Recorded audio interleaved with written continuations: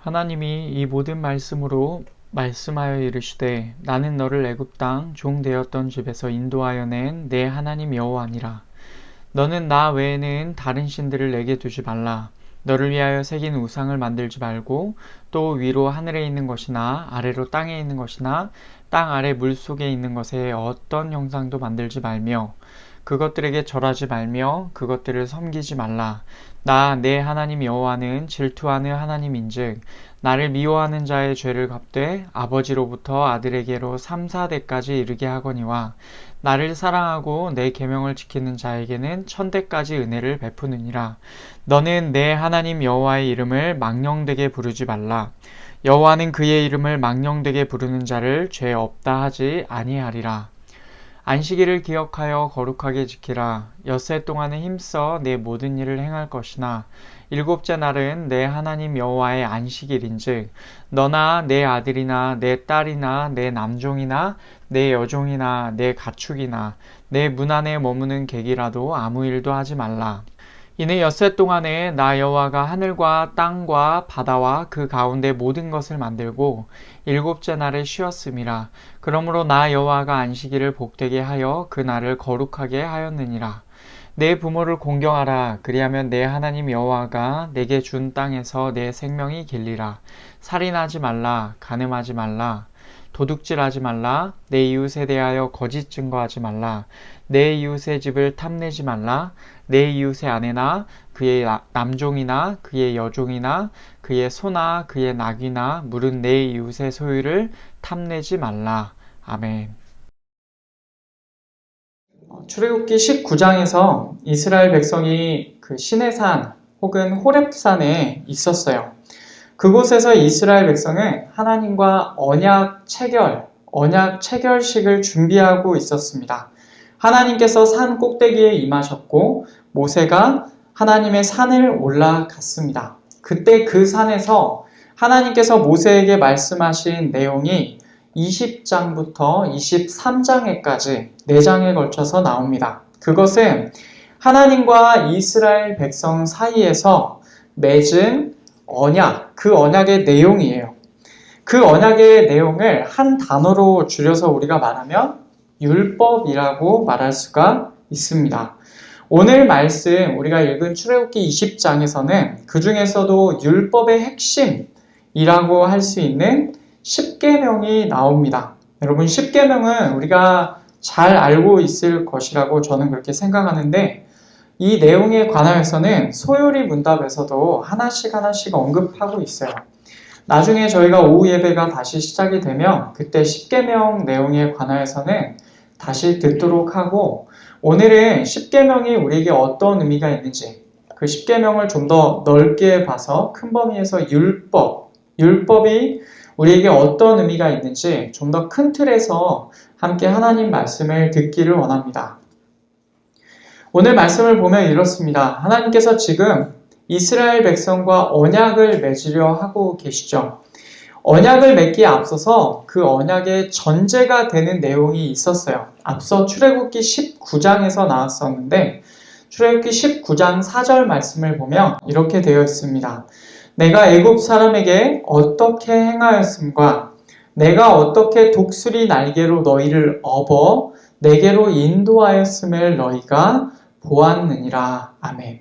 그리고 이 말씀 다음에 이제 너희가 내 말을 잘 듣고 내 언약을 지키며 이라는 언약에 대한 내용이 나와요. 그러니까 그 말은 무엇이냐면 이 앞에 나온 4절이 언약을 맺음에 있어서 전제가 된다라는 사실입니다. 어떤 내용입니까? 하나님께서 애굽 사람에게 행하신 일, 그리고 하나님께서 이스라엘 백성을 애굽으로부터 인도하신 일. 여러분 이것이 언약 체결에 있어서 전제가 됩니다. 무슨 말이냐면 하나님께서 이스라엘 백성을 구하셨기 때문에 이스라엘 백성이 이제 하나님의 백성이 되는 것입니다. 그래서 하나님의 백성이 되면서 하나님과 언약을 맺게 되는 것이죠. 하나님을 우리의 주님으로 섬기고 우리는 하나님의 백성이 되겠습니다. 주님을 주님으로 여기고 하나님을 주님으로 여기고 저희는 주의 말씀에 순종하겠습니다 하는 언약이 되는 것이죠. 여러분 이것은 오늘 말씀에서도 마찬가지예요. 오늘 말씀 1절과 2절을 보면 이렇게 되어 있습니다. 하나님이 이 모든 말씀으로 말씀하여 이르시되 나는 너를 애굽 땅 종 되었던 집에서 인도하여 낸 내 하나님 여호와니라. 아멘. 그리고 바로 다음부터 1계명부터 이제 시작이 됩니다. 하나님께서 당신을 가리켜서 뭐라고 하시냐면 이스라엘 백성을 애굽 땅 종되었던 집에서 인도하여 냈다. 나는 너의 하나님 여호와다 라고 이렇게 말씀을 하세요. 여기에서도 구원의 하나님이라는 내용이 들어가 있어요. 하나님께서 그들을 구원하셨기 때문에 이제 이스라엘 백성이 하나님과 언약을 맺게 되는 것입니다. 여러분 이것은 굉장히 중요한 일이에요. 하나님께서 나를 구원하셨기 때문에 내가 언약 백성이 된다 라는 것이죠. 이것은 그대로 우리에게도 적용할 수가 있겠습니다. 이제 언약의 내용으로 주어지는 것이 뭐냐면 율법이라고 말할 수가 있죠. 그리고 그 율법 중에서도 맨 처음에 주어지는 것, 그리고 가장 확실하고 가장 분명하고 가장 오래도록 적용 가능한 10계명이 주어지는 겁니다. 그러면 그 관점에서 보면 율법은 10계명보다 더 넓은 범위죠. 그리고 그 율법의 핵심이 10계명이다. 우리는 그렇게 봅니다. 그런데 어떤 사람들은요, 우리 그리스도인들에게는 더 이상 율법이 필요 없다라고 주장합니다. 여러분 이것이 그렇습니까? 그리스도께서 이미 구원을 이루어 주셨기 때문에 우리에겐 더 이상 율법이 필요하지 않다. 우리는 율법을 지켜서 구원받는 것이 아니다. 라고 그렇게 얘기를 하죠. 이 주장은 어느 정도 좀 맞아 보이기도 하지만 사실이 아닙니다. 많은 부분에서 반박이 가능한데 우선은 이 10계명의 맥락에서 이 10계명 그리고 더 넓게는 율법이 정말로 필요 없는가에 관한 반박을 해보고자 합니다. 신명기 5장을 보면요. 모세가 가나안 땅을 들어가기 직전에 오늘 말씀인 10계명을 이스라엘 백성에게 다시 한번 반복하는 내용이 나와요. 거기에 보면 이렇게 되어 있습니다. 신명기 5장 1절부터 3절까지의 말씀 제가 읽겠습니다. 모세가 온 이스라엘을 불러 그들에게 이르되 이스라엘아 오늘 내가 너희의 귀에 말하는 규례와 법도를 듣고 그것을 배우며 지켜 행하라. 우리 하나님 여호와께서 호렙산에서 우리와 언약을 세우셨나니 이 언약은 여호와께서 우리 조상들과 세우신 것이 아니요 오늘 여기 살아있는 우리 곧 우리와 세우신 것이라. 아멘. 여러분 지금 모세가 모압 평지에 있거든요. 근데 여기서 누구에게 말을 합니까? 지금 말을 하고 있는 대상이 이스라엘 백성입니다. 그런데 그 이스라엘 백성이 어떤 이스라엘 백성인지를 우리가 알아야 해요. 이 대상은요, 출애굽을 직접 경험한 세대가 아닙니다. 애굽에서 나온 사람들 중에 20세 이상의 사람들은 갈렙과 여호수아 외에는 가나안 땅을 들어갈 수가 없었어요.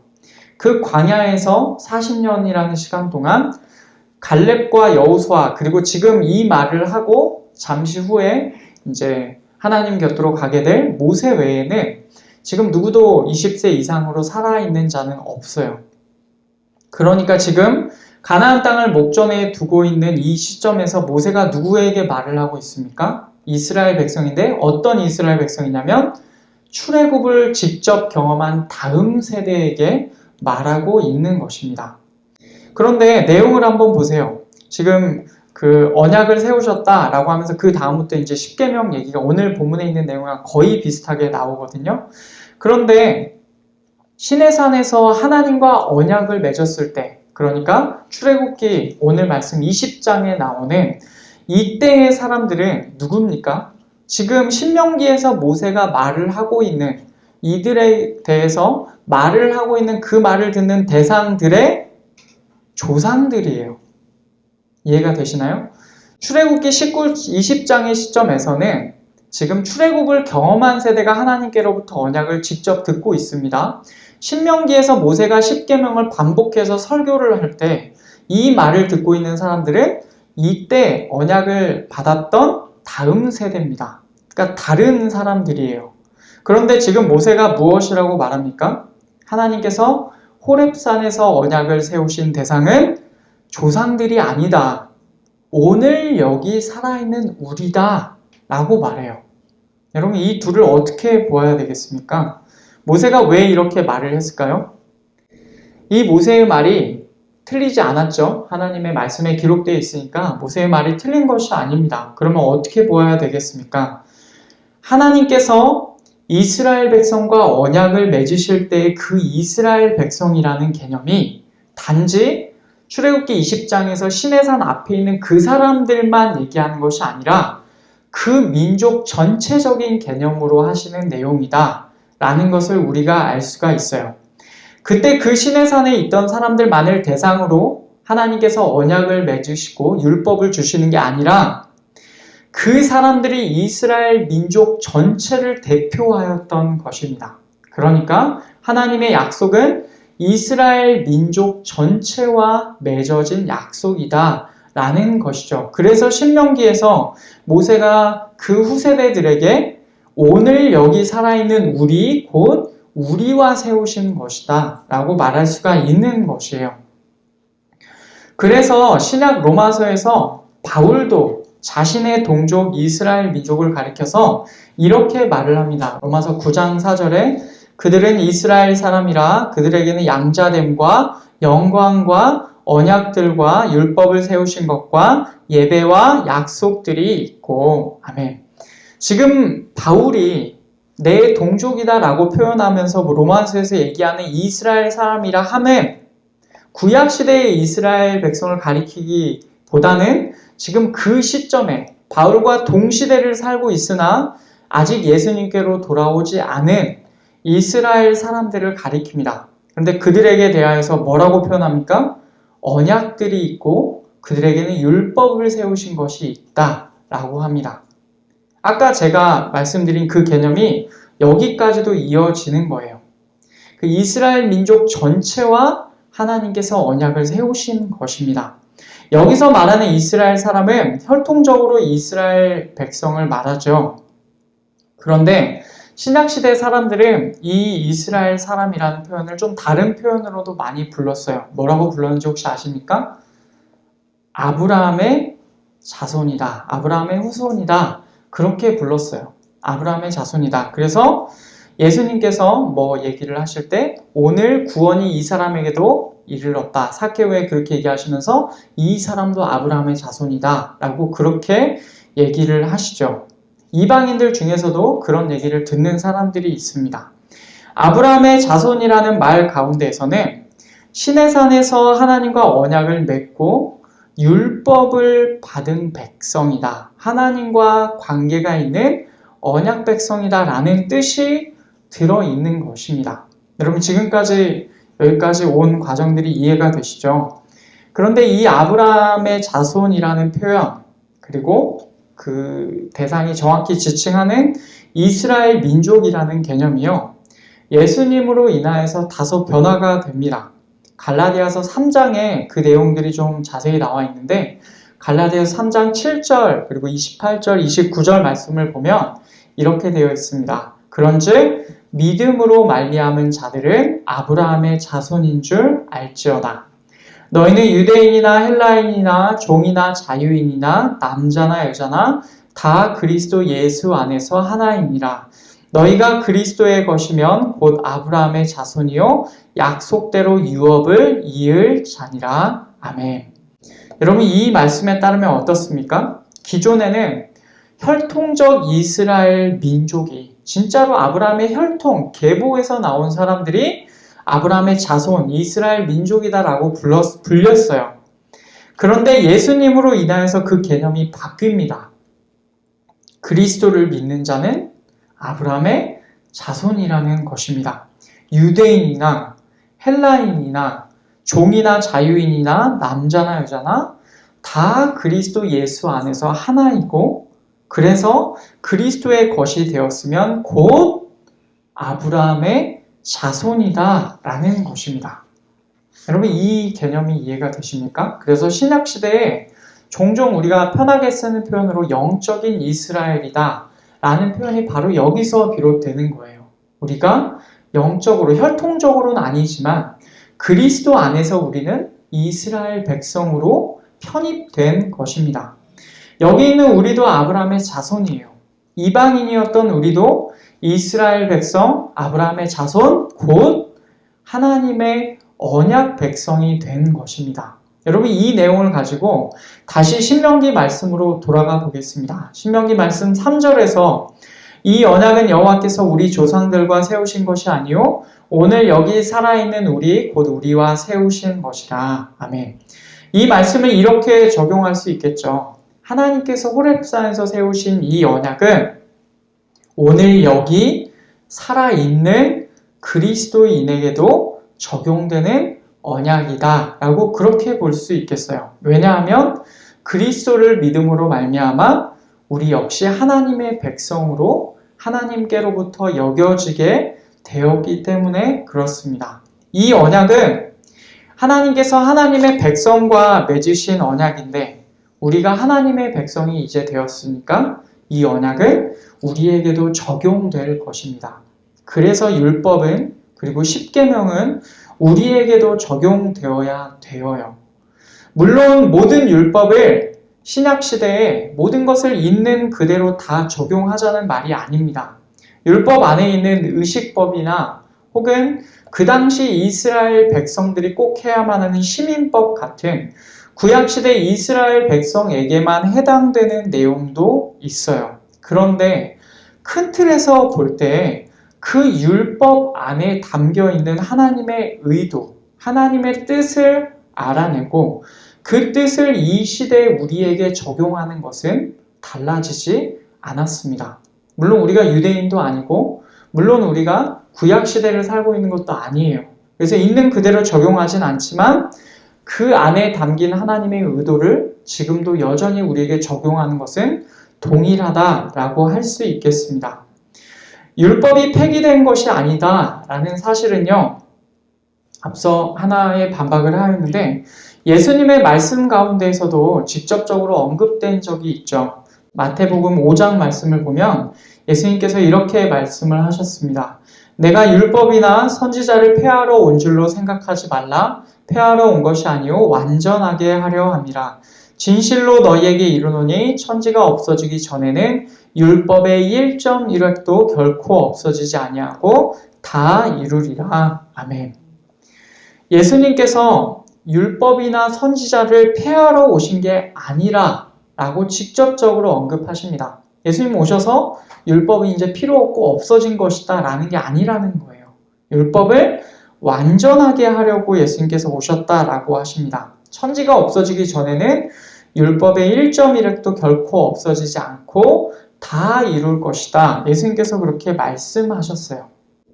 여러분 이런 이유들로 우리는 율법을 가볍게 여겨서는 안 될 것입니다. 그 중에서도 특별히 십계명은요. 구약시대 이스라엘 백성에게나 지금 우리 그리스도인들에게나 한결같이 있는 그대로 적용되어야 하는 실제적인 계명입니다. 우리가 이것을 보통 도덕법이라고 얘기를 해요. 그때나 지금이나 그 안에 하나님의 성품이 직접 분명하게 실제적으로 담겨 있어서 우리가 그 말씀을 있는 그대로 적용해야 될 말씀이다 라는 것입니다. 그러니 어떤 사람들의 말처럼 율법 그리고 십계명은 우리에게 더 이상 의미 없는 법이 아니라 정말로 우리가 이 땅 가운데 하나님의 백성으로서 마땅히 지켜야 할 계명인 것입니다. 그러면 이 십계명의 세부적인 내용이 무엇입니까? 제가 한창 신학대학원에 들어가려고 준비할 때 이 십계명을 외워야 되잖아요. 그래서 앞글자만 따가지고 신우이안 부살간 도거탐 이렇게 외웠어요. 이게 무슨 말이냐면 그러니까 하나하나 다 담겨있는 핵심 단어에 한 글자씩 뽑아서 외우는 건데요. 되게 한번 이렇게 외우면은 계속 생각이 납니다. 잊어버리지 않아요.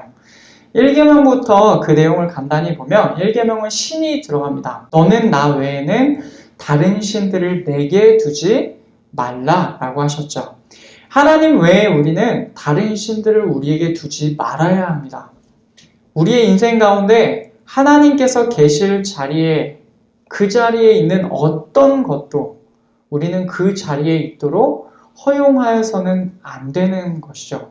우리가 말은 되게 일계명이고 가장 무겁게 받아들이지만 사실상 우리의 삶에서 우리가 보통 이것을 우상이라고 많이 하죠.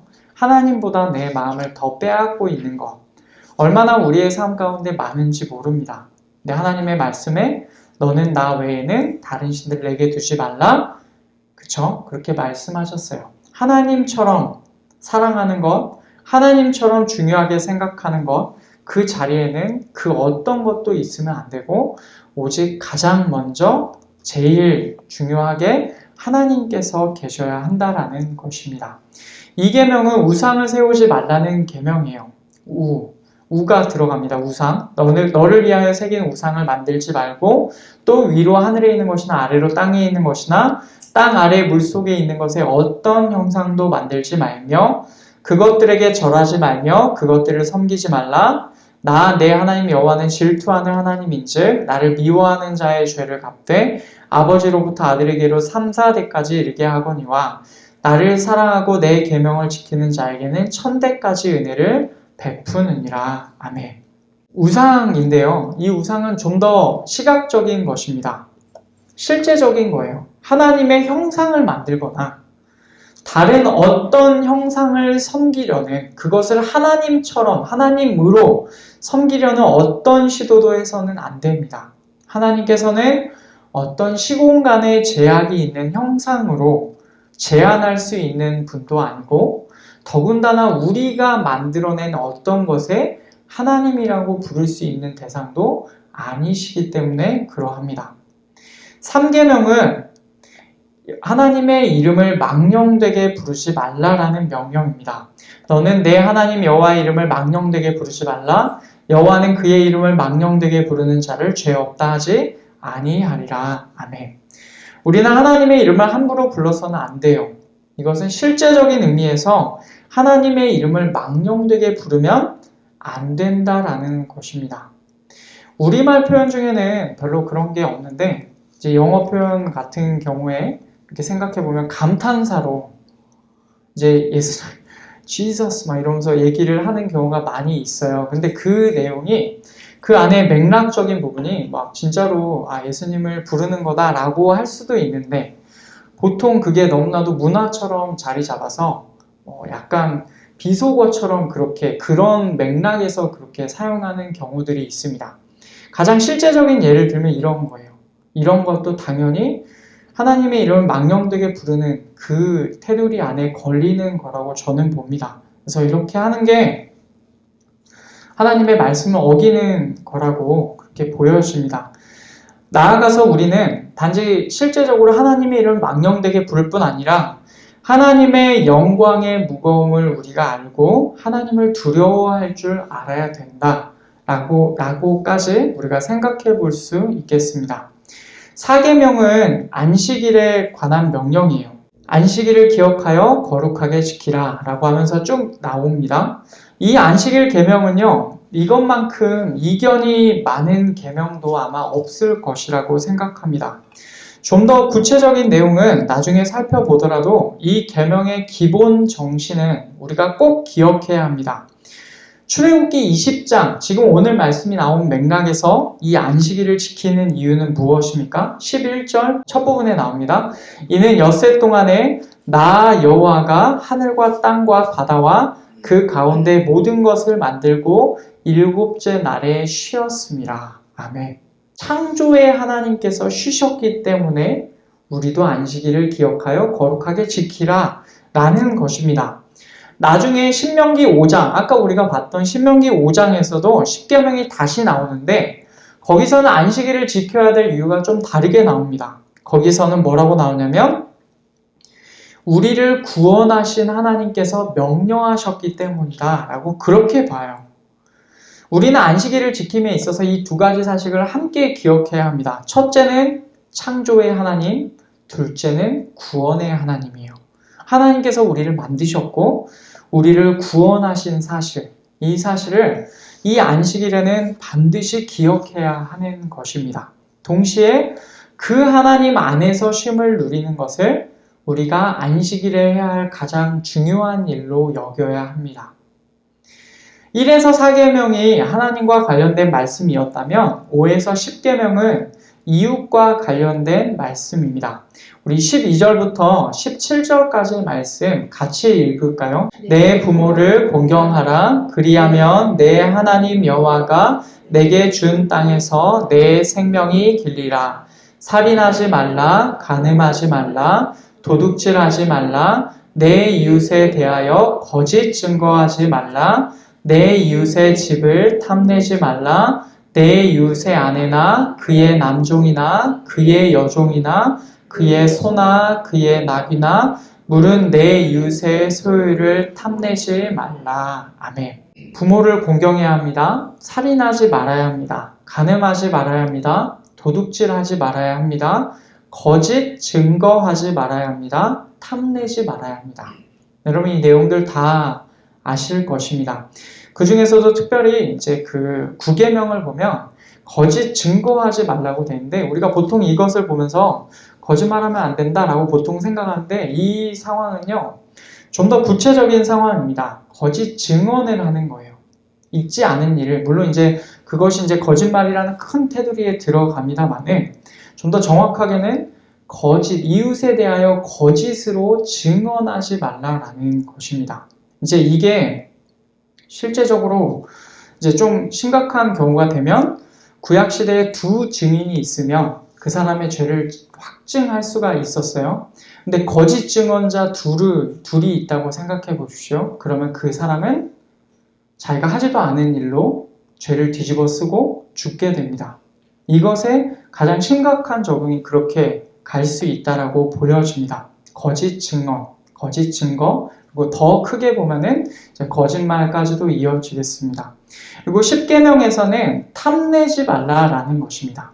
탐심, 그거 욕망하는 것, 그것 자체를 하지 말라라고 하시는 거죠. 여러분 이 10계명의 내용은 우리가 지금도 지키고 있을 것이고 앞으로도 우리가 지켜야 할 내용입니다. 그런데 이 내용을 예수님께서 재해석하셨어요.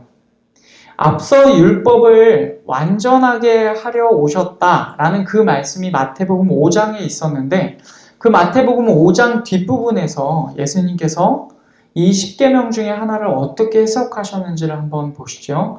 마태복음 5장 27절, 28절 말씀 또 간음하지 말라 하였다는 것을 너희가 들었으나 나는 너희에게 이르노니 음욕을 품고 여자를 보는 자마다 마음에 이미 간음하였느니라. 아멘. 여러분 예수님 당시 사람들, 특별히 바리새인들은 어떻게 생각했습니까? 겉으로 드러나는 일에서 나의 행동, 나의 몸으로 하는 행동에서 간음하지 않았으면 나는 계명을 지킨 거다 라고 그렇게 여겼어요. 그런데 예수님께서는 이 계명을 어떻게 해석하십니까? 마음에서 음욕을 품은 자체로 이미 간음한 것이다 라고 그렇게 말씀하세요. 이것은 단지 외형적인 차원의 계명을 넘어서서 그 계명을 내면에까지 적용하신 것입니다. 예수님께서 10계명을 향해서 이렇게 바라보시는 이 관점은요, 언약에 관한 우리의 생각을 근본적으로 흔들게 됩니다. 예수님의 관점으로 이 10계명을 다시 보면요, 율법이라는 것은 엄청난 것입니다.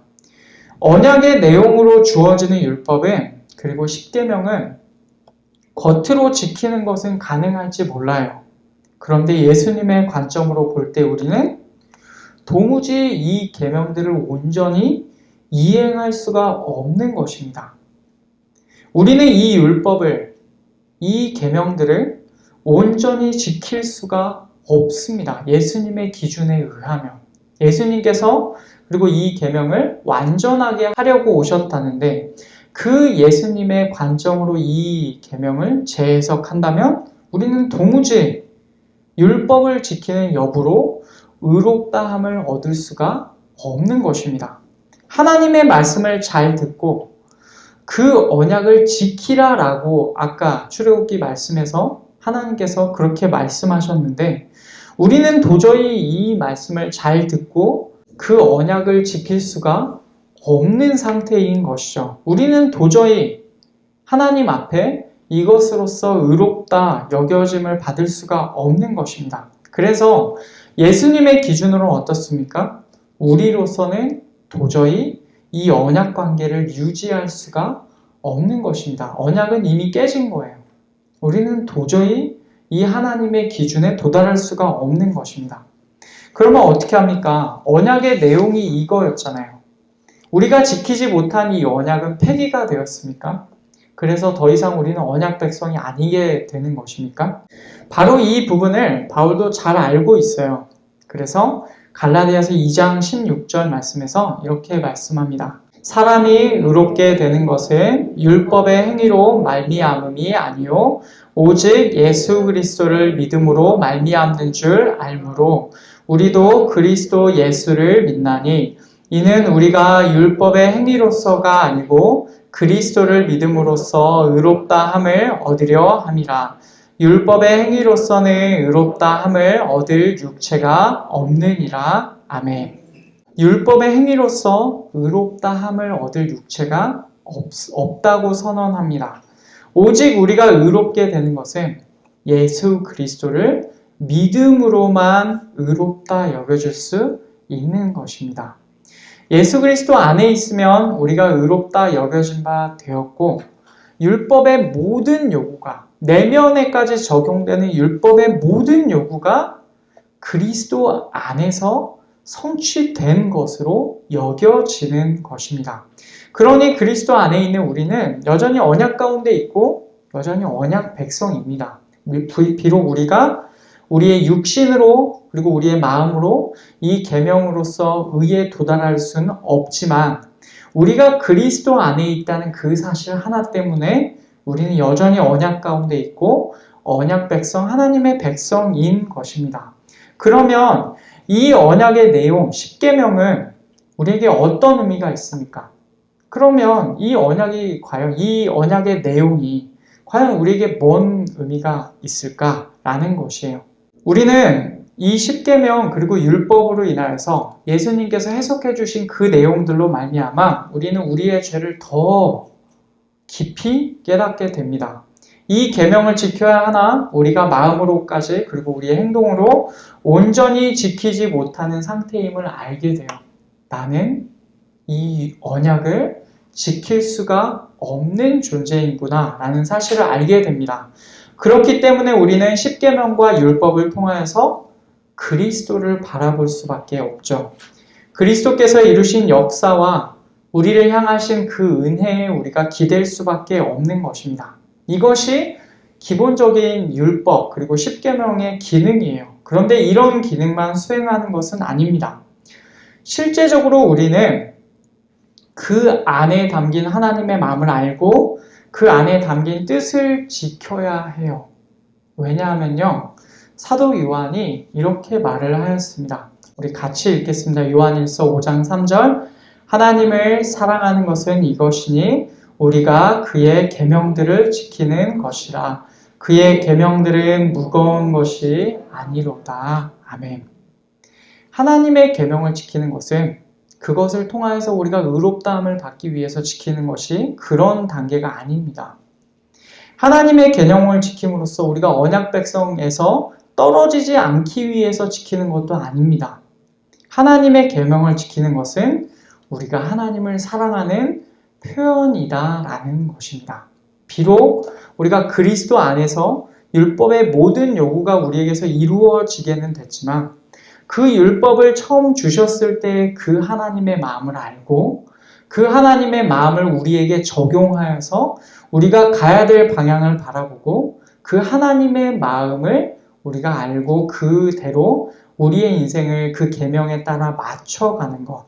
그것이 바로 하나님을 사랑하는 길이기 때문에 우리는 그래서 계명을 지키는 것이죠.